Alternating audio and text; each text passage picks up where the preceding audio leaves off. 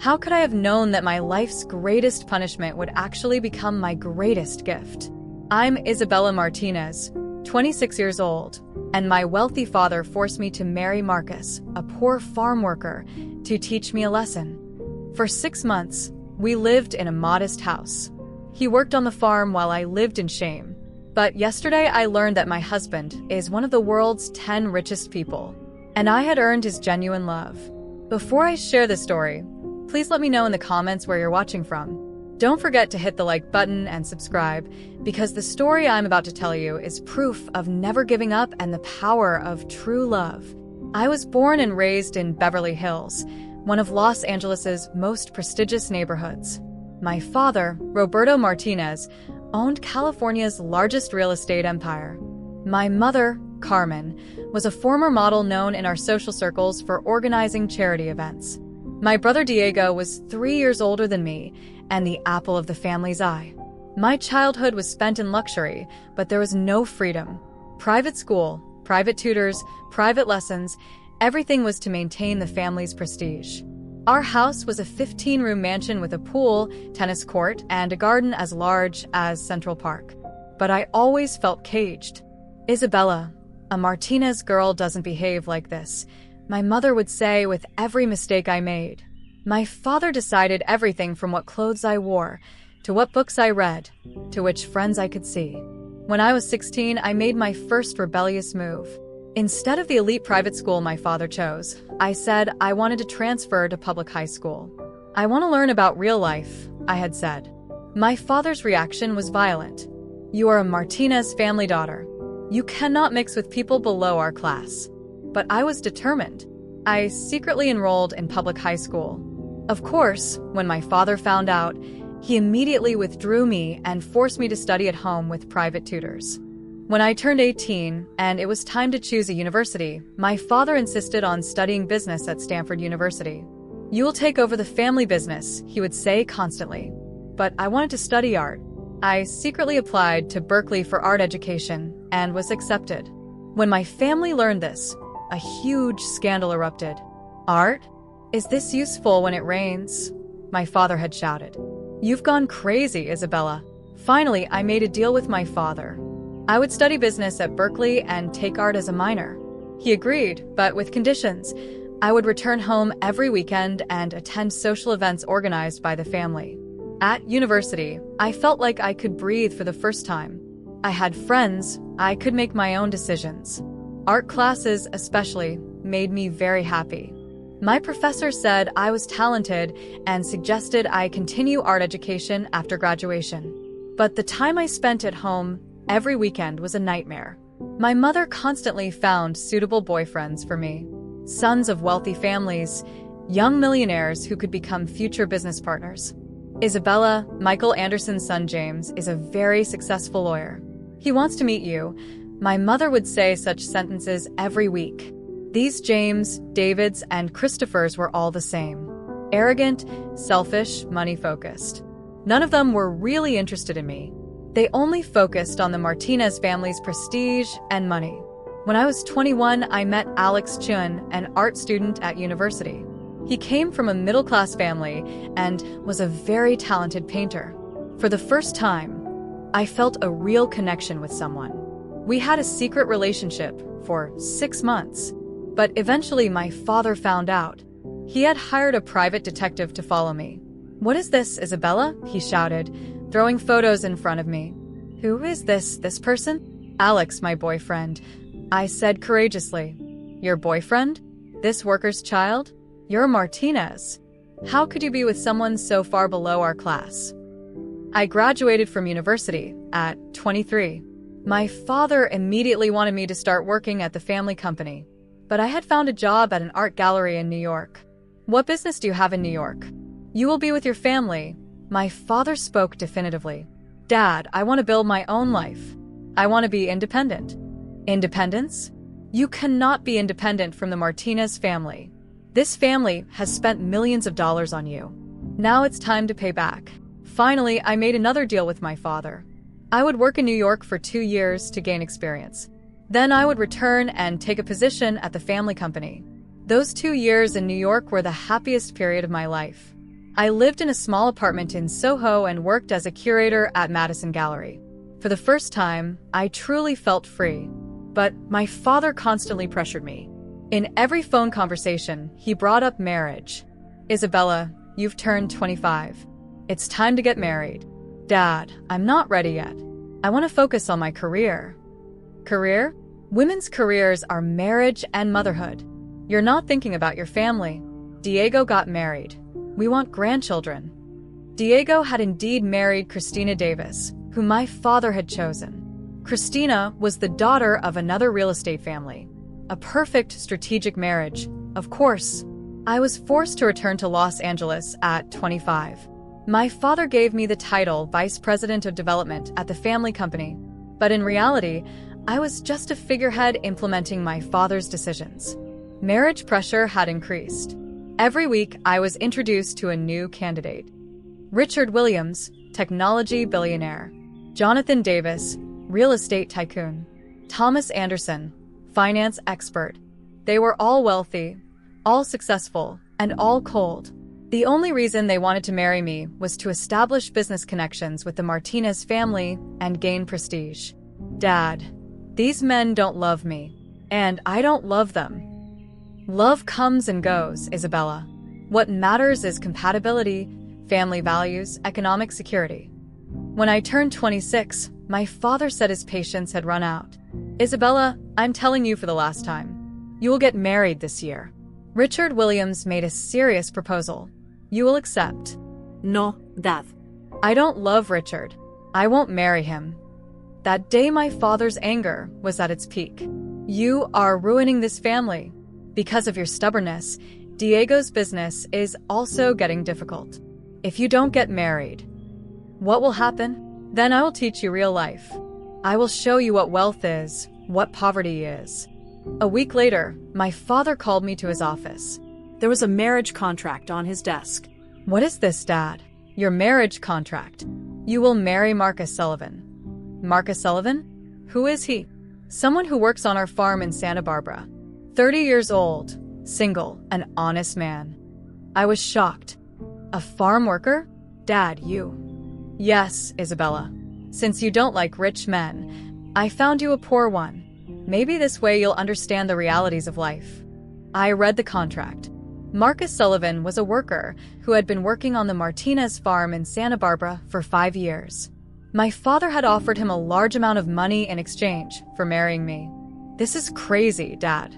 I don't even know that man. You will know him. Tomorrow you will go to the farm and meet him. The wedding is in 2 weeks. I refuse. Then no inheritance, no company, credit cards canceled, bank accounts frozen. You'll live on the streets, Isabella. Your choice. That night, I cried myself to sleep. In the morning, my mother came to my room. Isabella, you shouldn't have opposed your father so much. Mom, are you okay with this too? I trust your father. Maybe this marriage will be good for you. Maybe. Maybe what? Maybe you'll learn humility. You'll understand the value of wealth. The next day, my father's driver took me to the farm in Santa Barbara. It was a large 500-acre property. Organic vegetable and fruit production was done there. The farm manager introduced me to Marcus. At first sight, he was ordinary. 6 feet 1 inch tall, dark-haired, with strong hands dirty from soil. He wore old jeans and worn work boots. "Hello, Isabella," he said calmly. His voice was deep and calm. "Hello," I replied coldly. "Shall we talk a bit?" We sat on the farm's terrace. Marcus spoke directly. "I understand how difficult this situation is for you. Do you really understand? I'm someone who was forced into marriage by my family. Yes, I understand." This answer surprised me. Did they force you to? In a way. My father is in debt. This marriage will pay off his debts. At least he was honest. Most men would claim they were in love with me. So, what are we going to do? I don't know. What do you want? For the first time, someone was asking me what I wanted. I want to be free. Right now, neither of us is free. Maybe together we can find a solution. There was something different about Marcus. Different from other men. Calm, understanding, not selfish.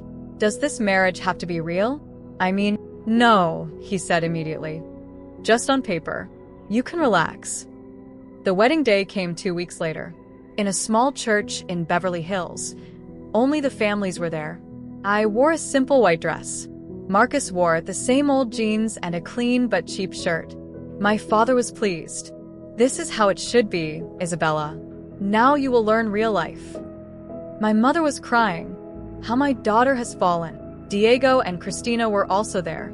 They continued to act superior. Isabella, I hope you'll be happy, said Christina with a fake smile.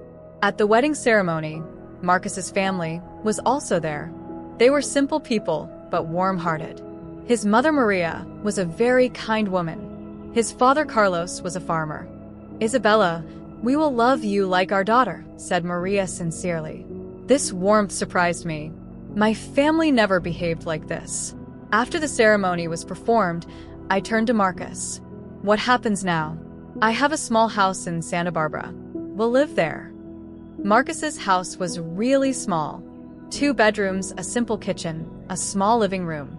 But it was clean and tidy. The big bedroom is yours, said Marcus.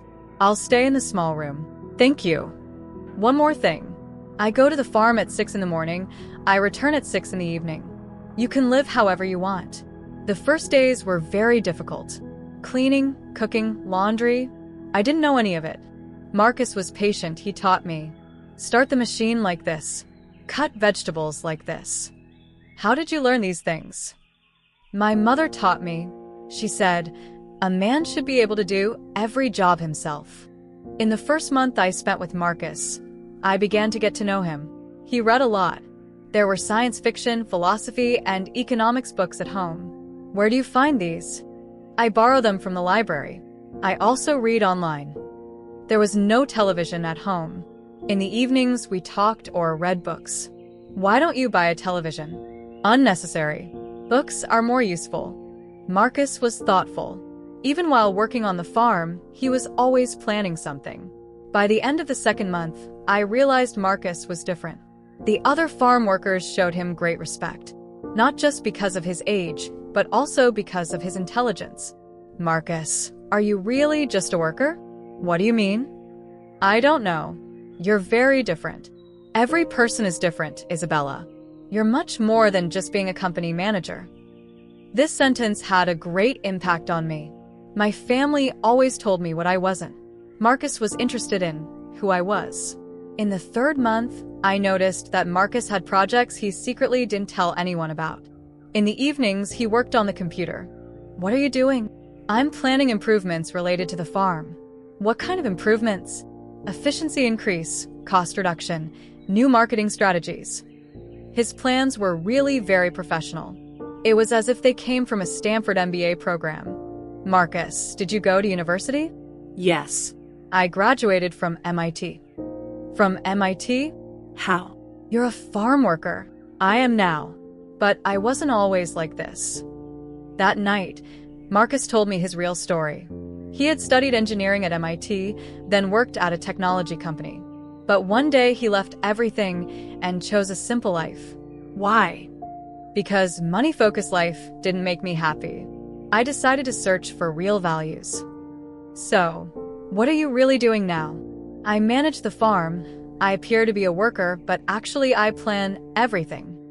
This confession surprised me. So Marcus was also living a secret identity. Does my father know? No. He just thinks I'm a worker. In the 4th month, a real friendship developed between Marcus and me. We now trusted each other. We shared our dreams. Isabella, what do you really want to do? Art education. I want to have my own gallery. Very beautiful dreams. Why did you give up? My family didn't allow it. What about now? No one here will care about giving you permission. He was right. There were art classes in Santa Barbara. I enrolled. By the end of the 5th month, I realized my feelings for Marcus were changing. He was no longer just someone I was forced to live with. He was truly a friend I valued. Marcus, what do you think about this marriage? From which perspective? Could it become a real marriage? He was also looking at me with different eyes now. How do you feel? I don't know. It's complicated. I'm confused too. That night we held hands for the first time, then the first kiss. For the first time, I felt real love. Isabella, I love you. I love you too, Marcus. But something was still missing. There were things I didn't know about Marcus. Phone conversations, secret meetings. At the end of the 6th month, everything changed. Marcus's laptop was left open. There were company emails on the screen. But these weren't normal farm emails. TechNova Industries' CEO office was written at the top. My heart rate accelerated. TechNova Industries. It was one of the world's largest technology companies. I started reading the emails. Marcus, the Tokyo deal has been approved. The $15 billion project can begin. Mr. Sullivan, we're waiting for your approval for European investments. Will our CEO be at the New York meeting next week? Marcus Sullivan. He was the CEO of TechNova Industries. At that moment, Marcus came in. He had seen the emails on the laptop. Isabella, you're TechNova's CEO? He sat across from me. Yes. Are you the owner of an $85 billion company? Yes. Why didn't you tell me? Because I wanted you to love me for who I am, not for my money. I was sitting in shock. So you're really a billionaire? Yes, Isabella. I'm ranked 8th on the Forbes list. Marcus told me everything. After graduating from MIT, he founded TechNova at age 22. In 8 years, he had made it a world-famous company. But he stayed away from the media. No one knew his real identity. Why do you work on the farm then? Because I love real life. I don't want money to change me. What about the marriage agreement with my father? I didn't want someone else to force a person like you into marriage. That's why I made the offer myself. So, you were actually trying to save me? Yes. And then I fell in love with you. My world was turned upside down. For 6 months, I had been living with one of the world's richest men and had no idea. Marcus, this is a very big secret. Why did you hide it? Because I couldn't find real love. Everyone loved my money, not me. But you loved me when I had no money. It was true. I had loved Marcus not for his wealth, but for his character. What are we going to do now? I asked. What do you want to do? I want to tell my father the truth. That while he was trying to punish me, he actually gave me the biggest gift. Marcus smiled. I was thinking the same thing. We made a plan. My family would learn Marcus's real identity, but we would choose the timing. Isabella, there's one more thing. What? TechNova's annual gala event is next week. In Beverly Hills. I think your family is also invited. My heart rate accelerated. My father went to that gala every year for business connections between real estate and technology sectors. Will you go too? As CEO, yes. But with my wife. So me too. If you want. But my identity will be revealed. The media will show a lot of interest. I'm ready. It's time to show my father the truth. On gala night, Marcus had completely changed. A $5,000 suit, expensive watch, perfect style. His CEO identity was fully on display. I also wore a designer dress. We were a stunning couple with our appearance. We went to the Beverly Hills Hilton in a luxury car. Marcus had a driver and security team. Are you ready? Marcus asked. I'm ready. When we entered the gala hall, everyone recognized Marcus. Mr. Sullivan, voices came from everywhere. That's when I saw my father. He was sitting at a table with Diego and Christina.